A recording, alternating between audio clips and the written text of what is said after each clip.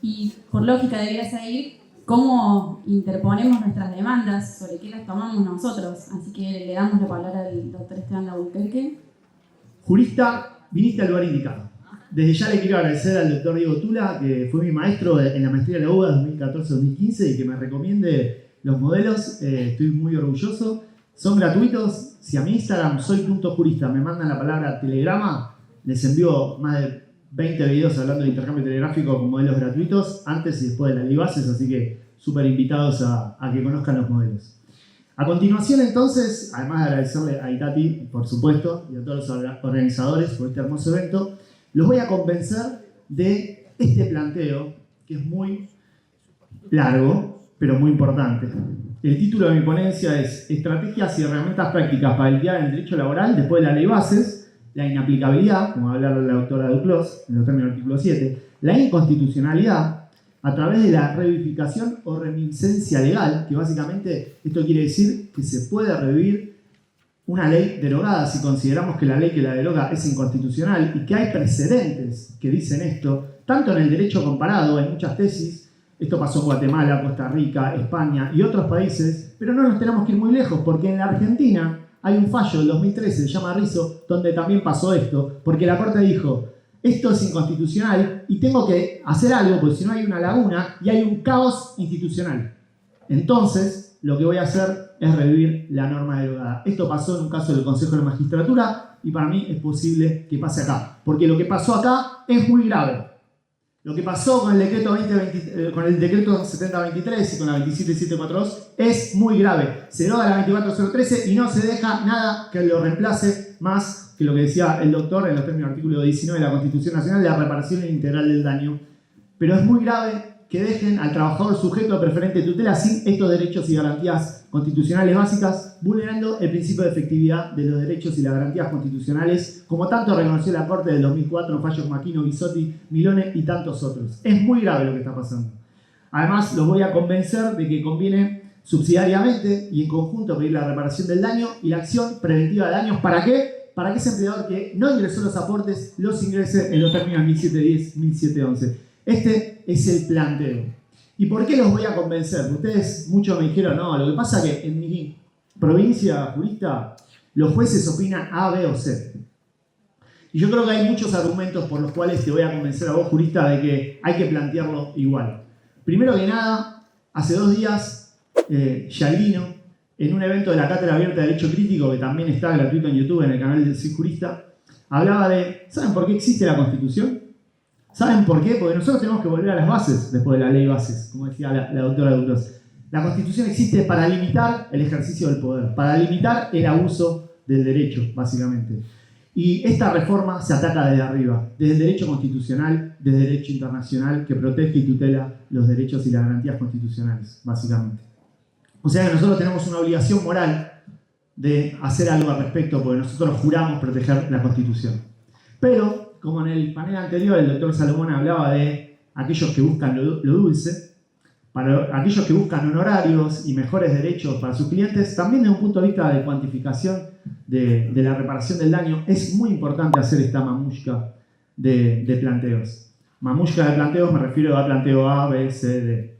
Y además algo muy importante, hace un tiempo hablé con Mario Effman, que fue juez durante muchos años en la Justicia Nacional del Trabajo, y me dijo, ¿sabés qué? Yo quería declarar inconstitucional la 22250, porque esto de fondo es súper inconstitucional, pero nunca me llegó un caso. Si ustedes, la abogacía, no plantea esto, los jueces ni siquiera pueden decirlo. Otro punto de vista muy importante, la persuasión. ¿Cómo se van a sentar a negociar? ¿Con un planteo vacío? ¿Hacemos de cuenta de todo es constitucional? ¿Hacemos de cuenta de no reclamamos el daño de una forma plena? ¿O lo hacemos? Si lo hacen bien, si lo hacen de forma más compleja, alegando el daño, cuantificando el daño, probando el daño, haciendo toda esta mamushka de planteos, van a tener más chances de hacer mejores acuerdos para aquellos que quieran hacer acuerdos. Y para aquellos que quieran ir a sentencia, si logran esto que le ingresen los aportes, van a evitar un daño actual y un daño futuro. Porque esa persona que no tiene aportes tiene muchísimos daños. Y no solo que no se va a poder jubilar, y no solo que si se jubila se va a jubilar con una jubilación menor, porque no es lo mismo jubilarte con 30 años de aportes que con 32. El cálculo cambia. Les dejo un rápido ejemplo. Si el trabajador tiene 20 años y tiene una incapacidad absoluta y no tiene nada de aportes, no puede pedir el retiro por invalidez. El retiro por invalidez es una prestación de la seguridad social que si tienes una incapacidad absoluta te corresponde en la mayoría de casos de por vida. No solo te corresponde de por vida, sino que si el trabajador pierde la vida, le corresponde ¿a quién? A su esposa, a su conviviente, a su hijo discapacitado de por vida o a su hijo hasta los 18 o 21 años, dependiendo de la jurisprudencia. O sea que ese trabajador que no lo registró el empleador, que no es un afiliado cotizante para el sistema de ANSES, no puede pedir ese retiro, que es mucha más plata que la jubilación, si hacemos los cálculos. Imagínense cómo cuantificamos este daño desde el punto de vista del Código Civil. ¿Qué tenemos que hacer? El retiro por invalidez de los 20 años hasta su fecha probable de defunción, su expectativa de vida y encima la de su familia. Es lógico también irnos al otro extremo de la reparación del daño. Por esa liquidación te va a dar 3, 4 veces, 5 veces más la indemnización tarifada. Por eso yo creo también que la respuesta tiene que ser la declaración de inconstitucionalidad y volver a la tarifa. Pero por otro lado, yo también me gusta mucho hablar con jueces, con relatores, preguntar criterios. Y a veces les pregunto, bueno, en un planteo, si estoy entre A y B, ¿qué me conviene hacer? Y todos me dicen lo mismo, hace todos. Porque eso me da un abanico más de posibilidades. Porque si te toca un juez que en todo el país el control de constitucionalidad es difuso, entonces depende de dónde estén litigando, piensa que es inconstitucional y vos no lo planteaste, y vos no mandaste este telegrama a FIP, a ARCA o lo hiciste vía TAD, capaz ni siquiera te puede dar la 24013. Obvio que también hipotéticamente te puede dar la reparación del daño y por analogía cuantificarlo en lo que antes fijaban estas indemnizaciones que hoy están, entre comillas, derogadas, básicamente. Pero de todas formas, tengan en cuenta que para mí es muy importante. No sé a quiénes de ustedes, algún empleado judicial, algún juez, haya llamado a una conciliación y en esa conciliación de argumentos a favor y en contra para que ustedes hagan un acuerdo. Si ustedes hacen todo este planteo, le van a dar un argumento al juzgado para que hable con el abogado de la demandada, por ejemplo, y le diga, mire que acá están planteando el daño por, como dije recién, por retiro de invalidez, etcétera, etcétera. También nos da una herramienta en la negociación, más allá de que el juez que te toca a vos el día de mañana capaz rechace esto. Entonces, en todos los casos, nos hagan lugar a estos reclamos o no, para mí es muy importante que juntos hagamos este tipo de planteos judicialmente, básicamente. Otro ejemplo muy claro para cuantificar el daño. Ustedes conocen algo que se llama el seguro a la estrella de comercio. Básicamente es un aporte, es como una jubilación, no es una jubilación, está mal dicho, pero es un aporte mensual que hacen los empleadores que les aplica al comercio y al fin de la relación laboral se les paga esa plata. ¿Qué hacía la jurisprudencia cuando nosotros reclamamos que el empleador no había aportado? Mucha jurisprudencia sólida decía, bueno, te voy a dar una indemnización de daños y perjuicios, de daño moral, equivalente a cada peso que no te aportaron. Entonces, si un juez considera que es constitucional la derogación de la 24013, básicamente, y utiliza este mismo criterio, capaz la indemnización le da el doble, porque los aportes no es un cuarto de la remuneración de vengada no registrada, es entre el 48 y el 52%, dependiendo del caso, más o menos. Entonces, automáticamente se puede capaz duplicar la cuantificación del daño de un trabajador no registrado. Ackerman hablaba también que el trabajador no registrado es un trabajador discriminado. ¿Qué dijo la Corte? ¿Qué dijo Álvarez con Cencosud? Incluso la minoría, frente a un despido represalia, frente a un despido discriminatorio, mejor dicho, para ser concretos. Como mínimo, una indemnización de 13 sueldos en los términos del 182 de la LST. Si nosotros sumamos los aportes, más esto, porque en teoría se derogó el 15 de la 24013, hipotéticamente me puede dar 13 salarios más los aportes que no me hicieron. Son ideas para cuantificar el daño, herramientas. Y estas son poquitas que van a compartir todos los casos, pero hay otras que exceden y que tienen que ver con el caso en concreto. Porque el trabajador no registrado no cobra asignaciones familiares, que se pueden cuantificar, porque no sé, por un hijo discapacitado, capaz te corresponden 200 pesos por mes. Y además, ese trabajador básicamente no tiene obra social, no tiene RT. Imagínense que el trabajador no tiene obra social, su hijo no tiene obra social. Tiene que acompañar al hijo al hospital público, tiene que estar 5 horas, no le dan los remedios. El daño es múltiple. En todos los casos va a haber daño moral o daño extrapatrimonial. Y hay otro consejo que les quiero dar, es que pidan la autonomía de los rubros. Esto es un concepto bastante común en el código, en la reparación del daño civil, básicamente, porque hay jueces que a lo mismo capaz lo llaman distinto. Este dice daño al proyecto de vida, este dice daños y perjuicios, este otro dice daño moral, y capaz en los tres casos se está reclamando lo mismo. Entonces mi consejo a ustedes es que planteen un montón de daños, pero que pongan esta cláusula de la autonomía de los rubros.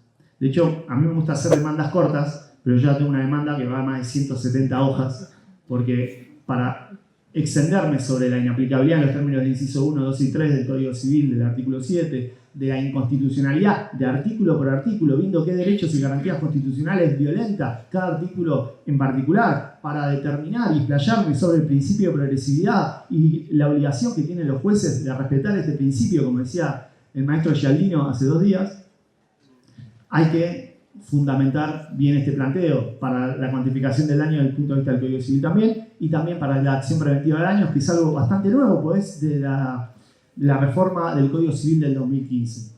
Porque antes nos decían que no teníamos legitimidad para decirle, hey, empleador, depositá, que eso lo tenía que hacer el Sistema Único de Seguridad Social, así se SAFIP. Pero, desde el punto de vista del 1710 y 1711, no hay duda que ese trabajador tiene legitimidad, porque tiene un daño actual y futuro. ¿Por qué también digo actual? Porque hay algo que es la prestación de desempleo, que ustedes capaz no se la acuerdan porque piensan que no es tanta plata en la actualidad, y puede ser porque tiene un piso, pero dependiendo del caso puede ser hasta de 1 año. Y si ese trabajador puede poner un emprendimiento productivo, básicamente, ese trabajador puede pedir que le den el doble de la plata y en el momento de la extinción del vínculo, cuando se lo despide sin justa causa o con una justa causa inventada. Eso es daño derivado de la seguridad social. Daño cierto que sufre el trabajador, que la jurisprudencia ya ha reparado en el pasado. Y esto me lleva a otro de los planteos, que es el daño moratorio. Se derogó el 2 de la 25.323. La pregunta es, ¿podemos reclamar daño civil, además de los intereses, además de la actualización del crédito, además de la figura del 275 que no fue derogada de la temeridad y malicia? Y Juan Formaro, por ejemplo, en una discusión decía, imagínense un trabajador que lo despiden, por ley le tienen que pagar la indemnización al cuarto día hábil y no se la pagan. Y ¿sabes qué? No puede pagar el alquiler. Y lo echaron. La pasó muy mal. La esposa lo dejó, no le deja ver a los hijos porque no paga alimentos. ¿No hay un daño que excede el simple interés? ¿La actualización del crédito? ¿No hay un daño moratorio que se puede reclamar desde el punto de vista del Código Civil? Y en otro caso más feliz, si ese trabajador quiere usar la indemnización para comprarse una moto y ser repartidor, ¿no hay una especie de pérdida de chance o lucro cesante? Porque ese trabajador no puso la plata en ese emprendimiento productivo que quería hacer porque no le pagaban la indemnización con esta conducta maliciosa y temeraria. O sea, hay distintas herramientas. Estoy corto del tiempo. También tengo ejemplos del artículo 80, rápido, no me reten. El artículo 80, muchos dicen, bueno, el daño más obvio tiene que ver con esto de, bueno, ¿cómo me voy a jubilar si no sé, no están los aportes, no están las remuneraciones? Pero hipotéticamente, si ustedes analizan la ley de contrato de trabajo en normas no derogadas, entre los artículos 89 y 90 de la Ley de Contrato de Trabajo, y si le sumamos el artículo 12 de la 24.241, el certificado de trabajo también tiene que decir todas las capacitaciones que uno hizo. ¿Por qué es importante esto? Porque si yo tuve 10 años de vendedor haciendo 1 millón de capacitaciones y me dan ese papelito donde dice que yo trabajé para tal empresa con 1 millón de capacitaciones, voy a la competencia y le digo, hey, ¿me contratan como supervisor? Miren todo lo que hice. Hipotéticamente, ¿no hay una pérdida de chance ahí? ¿No puedo reclamar la diferencia entre un salario de vendedor y uno de supervisor porque por culpa de que no me entregaron el certificado yo no pude acreditar mi experiencia y no pude conseguir un trabajo? También hay un montón de casos que se pueden discutir de que no puedo sacar una tarjeta de crédito porque no tengo recibo de sueldo, no puedo alquilar, no puedo comprar un auto, etcétera, etcétera. O sea, la cantidad de daños son muy elevados, básicamente. Entonces, ¿cuál es la moraleja de esto? Sean pesimistas o no, esto para mí hay que plantearlo siempre, porque nos va a servir en todos los casos, incluso si nos rechazan algunas cosas. Obvio que el planteo principal para mí debería ser la inconstitucionalidad, porque no se puede revivir lo que no ha muerto. Porque si hay algo que determinamos que es inconstitucional, no causa efectos jurídicos. Si no, ¿para qué sirve declarar inconstitucional? Si no, ¿para qué sirve la Constitución Nacional? Si no, ¿para qué sirven los derechos y las garantías constitucionales? Si no, ¿para qué sirve Aquino, Bisotti y todos los fallos del 2004 que nos enseñaron el principio de efectividad de los derechos y las garantías constitucionales, página 75 del libro de Gialdino, lo explica con lujo de detalle. El legislador no puede convertir en hueco, en ilusorio, un derecho y una garantía constitucional. Y esta normativa que deroga todo así de un plumazo, simplemente es un ataque que tiene que ser resistido desde la Constitución Nacional. Jurista, la vida te da problemas, soy Jurista Soluciones. Muchas gracias.